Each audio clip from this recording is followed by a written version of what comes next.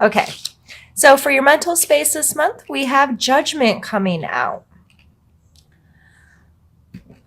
What is your initial response to the word judgment?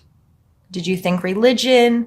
Did you think of being judged by others? Did you think of judging others? Judging yourself? All of these can play a role in this card and what it may mean to you.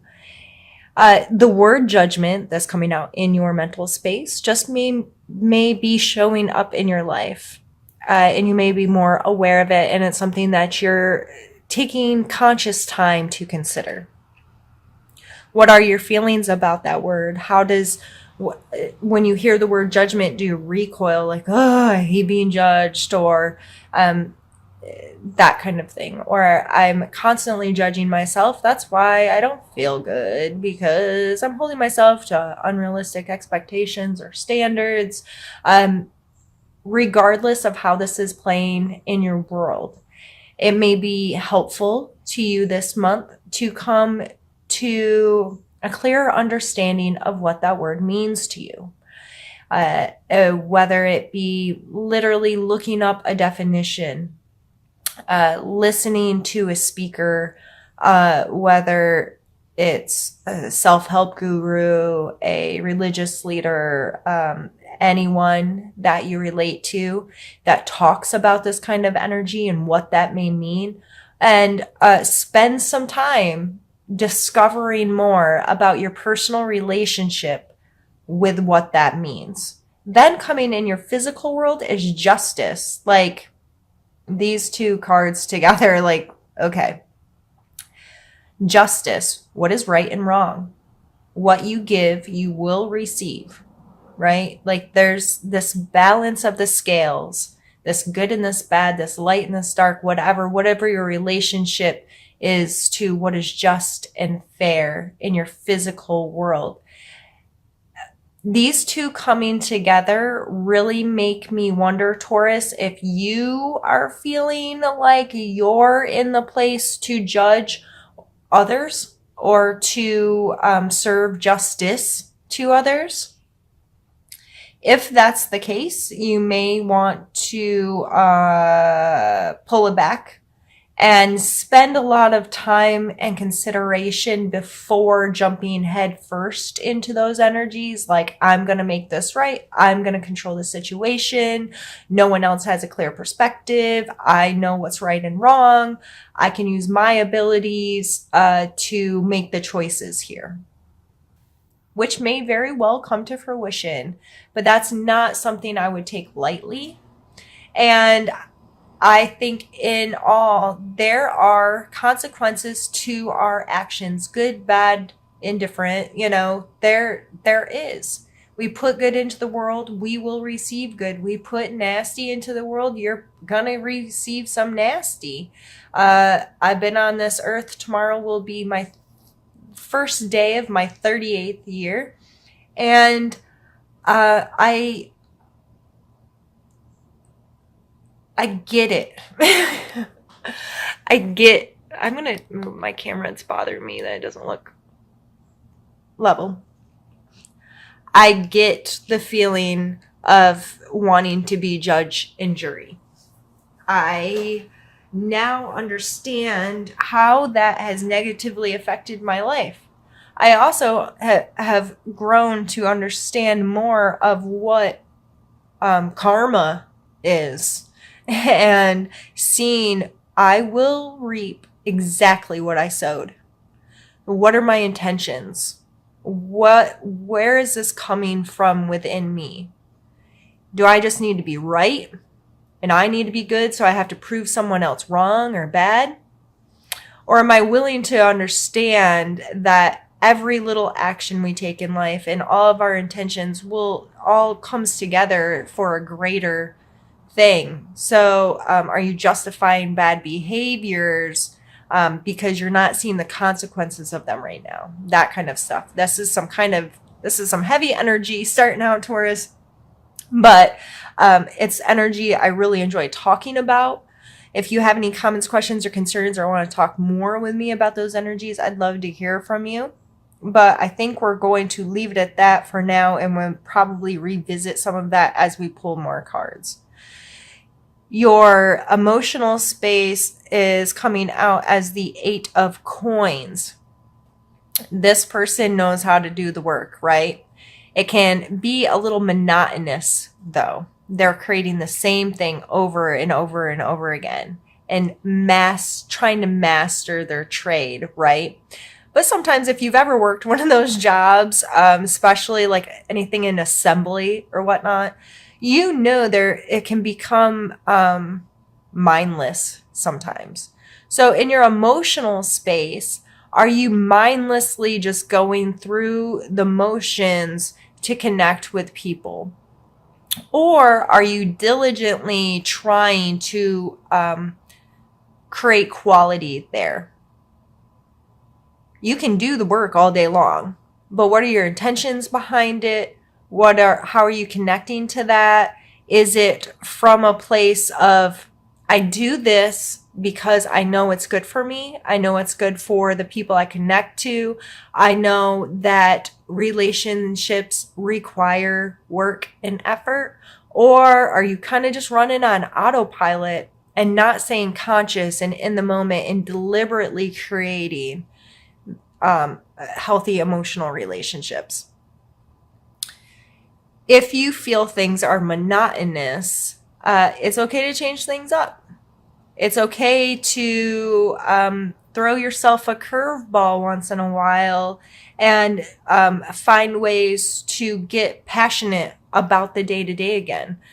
So many of us get caught up in the day of social media. It's extremely easy to compare our everyday life to someone else's highlight reel, right?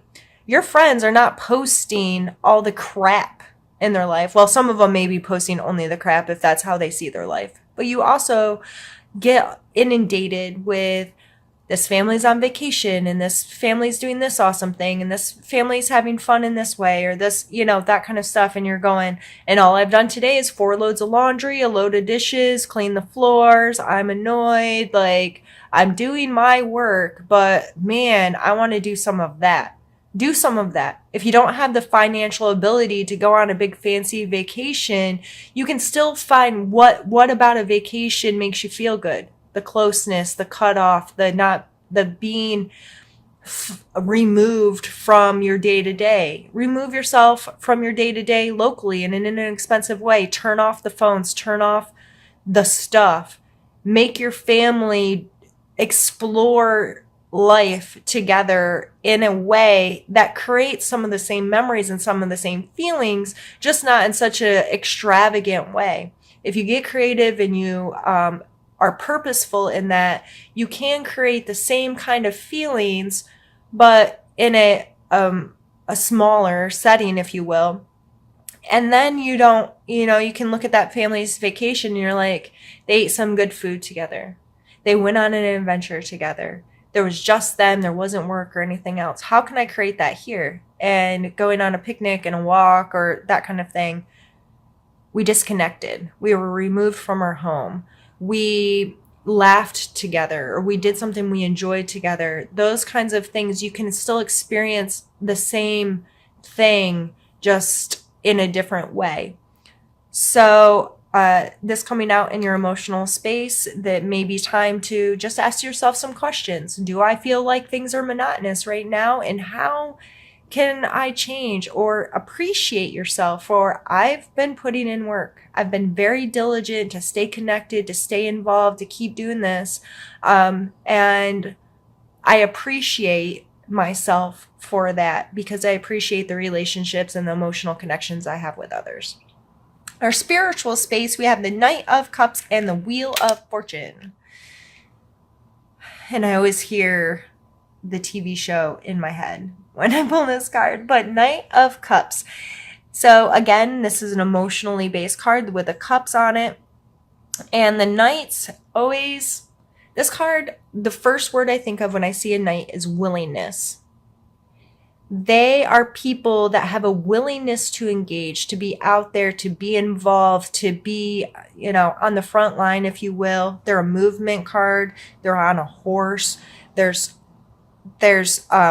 action in this card. The cup card here, his horse does not seem like he's in a hurry, nor does the rider. They're kind of calm, cool, and collective. They're more go with the flow. So this may be you having a willingness to emotionally connect to your spiritual space this month.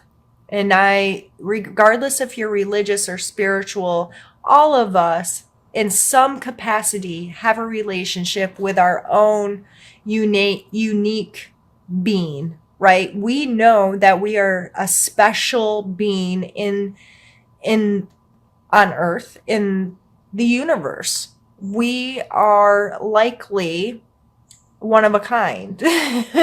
You know what I mean? And having a relationship with that and a willingness to appreciate it, a willingness to connect with it, a willingness to learn or evolve with that, is being represented with this card. So if you find that kind of feeling this month, show it some appreciation and allow it to have some more space and time. The Wheel of Fortune, this card is a complicated card sometimes to explain to people. And there's lots of definitions out there of this card and what it means and how to perceive it. I can see this card 10 different times and say 10 different things. With the Wheel of Fortune coming with the Knight of Cups, I like to think of taking the time, especially in our spirituality, to understand the patterns, the cyclical nature of life, this flow. There's good and bad and up and down and right and wrong. And there's just this ever flowing. With this card, I kind of see the universe, or at least, our part of it, with the planets revolving and their space and their time. And even though it's constantly moving, there's something very, we've been tracking the stars forever. As long as written history has been, there's accounts of people understanding how the sun and the planets and the all this kind of works. And now we're to the point where we're sending missions to Mars and whatnot, but it's always been there. There's always been this knowledge that there's this revolution of cyclical events, and this star will be in the same spot again in X amount of time or X amount of years, and from this certain perspective. So what is your perspective on how the world turns and your relationship to it, especially in your spiritual space? How do you perceive what you know and how you feel about spirituality?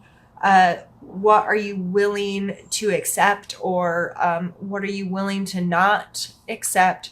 Those kinds of things may come into play this month. And mixed in with the Knight of Cups, it might be an emotional thing of understanding this rhythm and understanding that, this ball is going to keep on rolling. So how am I going to choose to relate to it? All right, Taurus, what we're going to do is move some cards out of the way and get started with the second part of our reading.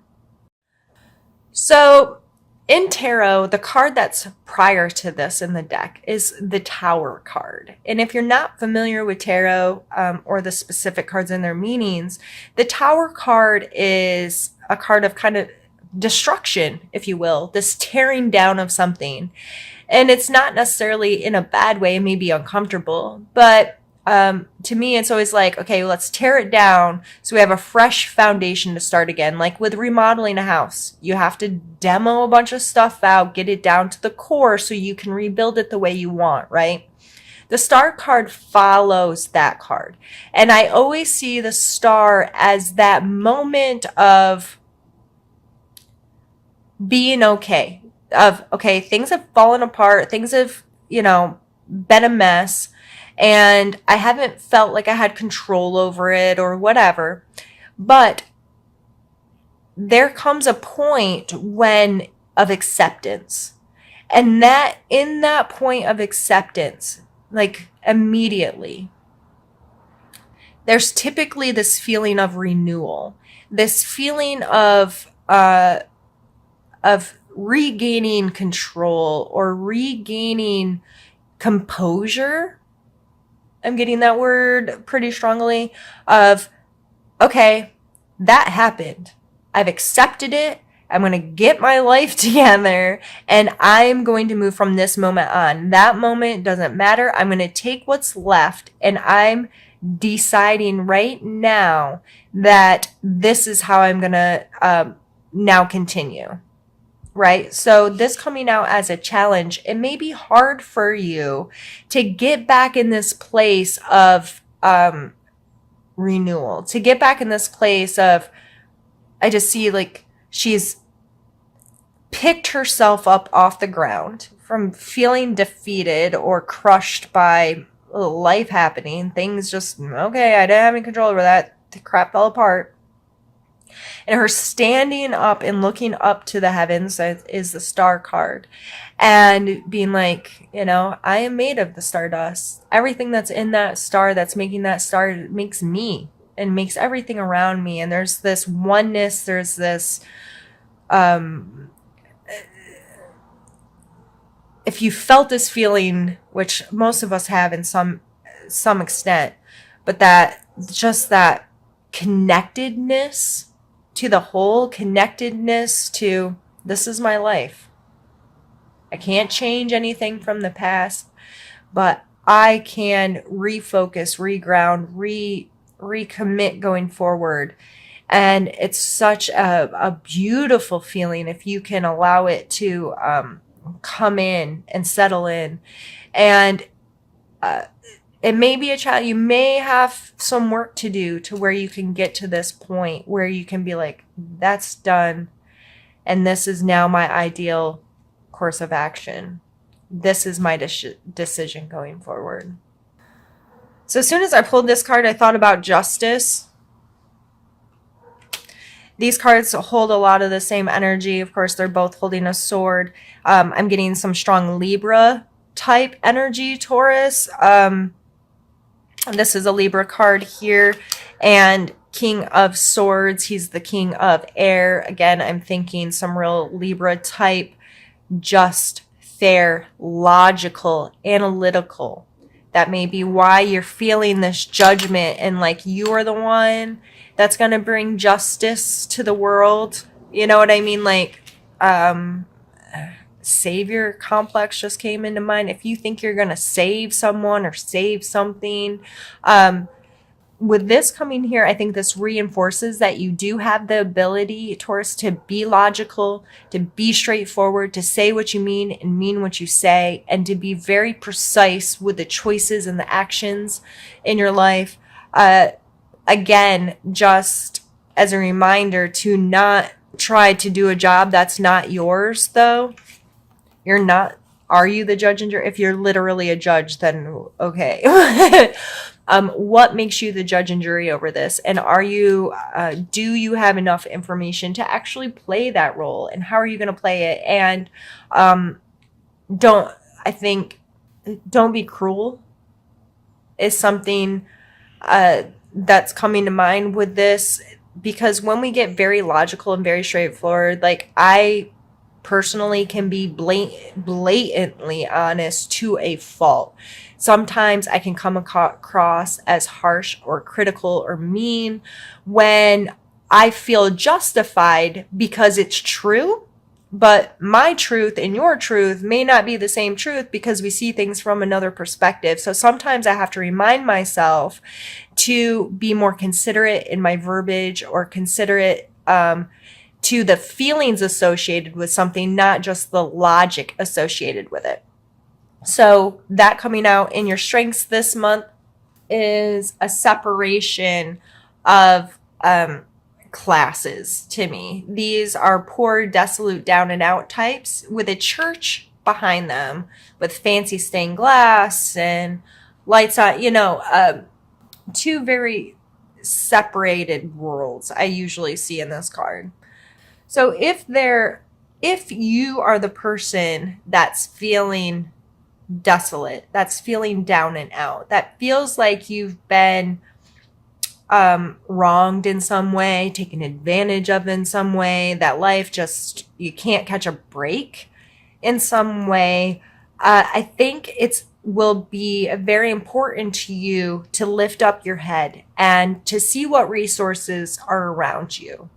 And that does not mean run off to ask every single person on the planet to help you because you're a mess. And you may not be a mess, but that's an extreme. We know those people that have created a mess in their life and then create a GoFundMe page and are like, okay, I can't do this. You need to help me. And that's how they live their whole life with their hands out. I'm not telling you to put your hands out and constantly be like, help me, help me. However, your perspective, there may be help right there. You could literally be standing outside the window of an opportunity that can help you not feel so beat down. You could have an opportunity for a new job or a new project, a new something that can really help you, benefit you, but if you're not willing to see it, it can never happen. So what is your perspective on your situation? In this card, I like to remind people to have an attitude of gratitude. Even though these people seem down and out and pushed out into the cold, they're alive. They're still people. So if you are feeling that way, one of the easiest ways to help switch your perspective is to immerse yourself in an attitude of gratitude, whether writing a journal, taking 5-10 minutes a day and just listing off things that you're grateful for in every situation as many times a day, or even setting reminders on your phone that say, be grateful right now. And you can stop and take literally 3 seconds to think something that you're grateful for right that moment. If you do this multiple times a day and you get in the habit of it, you become more likely to see the good in every situation, to see opportunities that are coming your way because you feel allowed to see them, if that makes sense. Like, it opens you up to accepting the awesome stuff that surrounds us every day. The 5 of Wands, this is my practice card. I see this card a lot lately. I don't know what the deal is, but this card is conflict. They look like they're beating the crap out of each other. But just like in any martial arts, you have to get beat up to get good at it. This comes into all aspects of our lives. The challenging situations, the uncomfortable situations are what breed new ideas, new ways of doing things, inventive kind of creative spaces for us because we don't want to keep getting our butt kicked. So in order to not get our butt kicked anymore, we have to grow and progress and change and get better, right? And it's all about perspective. We can either be like, yep, we're beat up, we're beat down, we're kicked out, we're blah, blah, blah, blah, blah. Or we can say, these are opportunities for me to learn and grow. And if you take every single person that you have a conflict with and approach them like, you're going to teach me something today. You're going to help me grow. You're going to help me learn. You're going to help me be a better person. Even though this is uncomfortable, even though I don't like it, even though this makes me angry or sad or hurt or whatever, you're my teacher right now, and I'm going to learn from you.